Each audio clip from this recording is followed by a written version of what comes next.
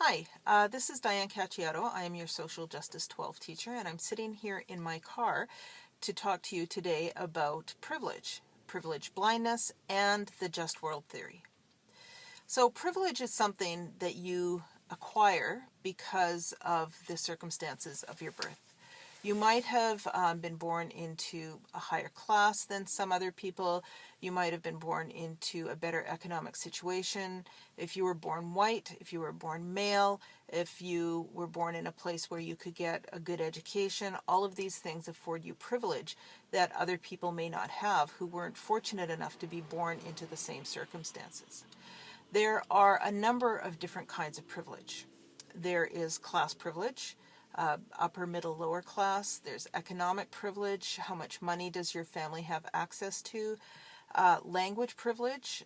If you were born in a place where you grew up speaking English, you have much more privilege than people in other places where they have learned to speak different languages. Uh, for example, someone who grew up in Africa and grew up speaking Swahili has a much more difficult time finding a job outside of that particular area than somebody who speaks English. And they would have a much harder time finding a really well-paying job if they don't speak English. There is the access to education privilege. Are you in a place where you can get free access to education? There are many people in this world who have no access to education. And if you can read and write, you are doing much better than most of the rest of the world.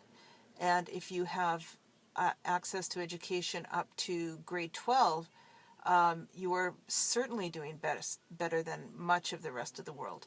And those of us who are fortunate enough to be able to go to post-secondary, so college, university, trade school, and so forth, we are absolutely at the pinnacle of people in terms of privilege around access to education.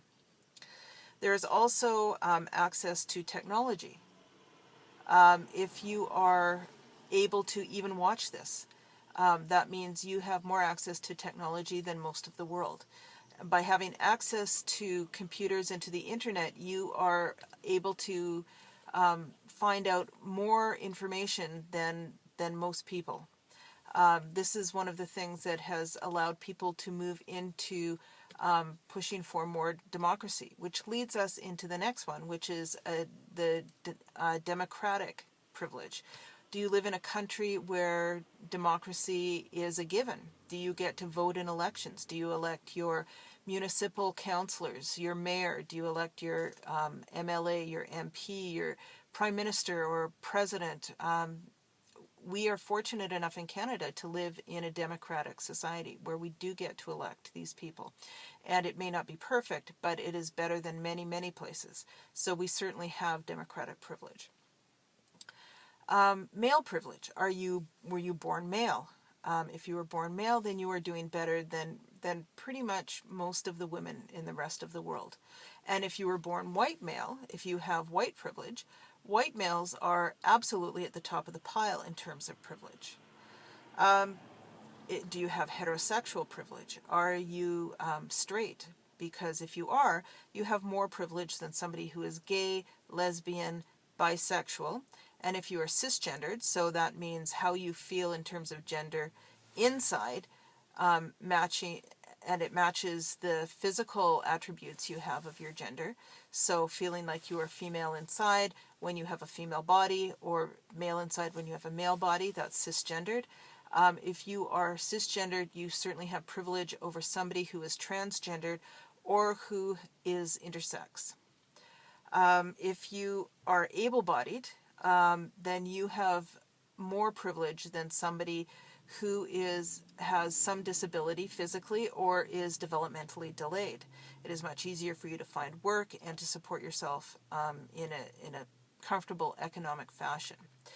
And finally, if you have religious privilege, that means that you belong to the religion that is the mainstream in your society. So, for example, if you grew up Jewish in Germany just before and during the Second World War, you were certainly lacking in privilege because many of those people, 6 million of them in fact, were killed.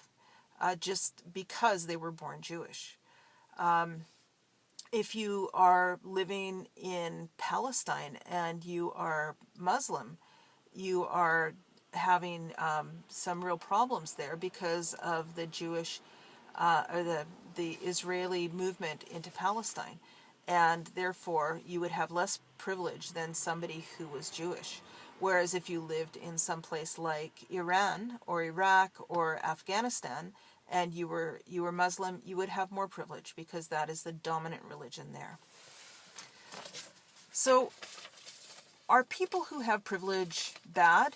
Are they protective of their privilege, and are they malicious to people who don't have privilege? Well, sometimes, but not always. And in fact, most of the time, the problem lies not in being malicious. It lies in the fact that those of us with privilege often don't recognize that we have privilege. We were born into it, and it is around us all the time, and therefore, we don't see it as privilege. To us, it feels normal. But in fact, those of us who are born with privilege are doing much better than those of us who were born in a place where, and a time and a circumstance which does not afford them privilege. We have to actively look at what privileges we have in order to understand where it is that we sit in this world and what we can do to make it a more equitable world for everybody. I decided to film this in my car because this is a real example of where I have some privilege. I was able to buy myself a car. That's better than a whole lot of people in the world, and it's better than many people in Canada. I'm certainly better off than my daughter who could never buy a car. She is one of the working poor. But I fortunately have a profession, and I've been doing it for a long time, and I was able to afford a car. This coat that I'm wearing, I bought for myself this year, new, because the coat that I had last year no longer fit me. So I am privileged economically in order to be able to buy the clothing that I need. Many people in the world can't afford to buy any clothing at all. I'm sitting on a street in a middle-class neighborhood in Victoria. It's down by Beacon Hill Park, and I'm just going to show you a little bit of what the neighborhood looks like. So just outside my car, there is a home here, very nice home, with a nice garden. And if you look over here, you can see that there is a Harley-Davidson motorcycle parked in this person's yard. And if I scan around, you'll see that there are people who are well clothed for the weather walking up and down the street. There are cars driving, there are cars parked, and the houses on this street are all, while they're older, they're all quite nice and they're nicely cared for. So you can see that there is quite a lot of privilege on this street. And in fact, as I'm sitting here watching people walk up and down, I am seeing an awful lot of white privilege. In fact, I have not yet seen a person of color. One of the things that happens for people with privilege is that we tend to fall into something called the just world theory. The just world theory teaches us, or we believe that things happen to people for a reason. So if somebody is in difficult circumstances, they must have done something to cause that. If they are not able to find a job, well, it's their own fault because they didn't get the education that they should have had. People with privilege see this, and they want to do one of two things usually. One is to look at a person who is disadvantaged in some way and help them out. So you want to just drag that person up from whatever hole that you feel that they might be in and make it a more fair situation for them. The other thing that people will often do is believe in this just world theory. So anybody who is suffering deserves their suffering. Anybody who is happy deserves their happiness.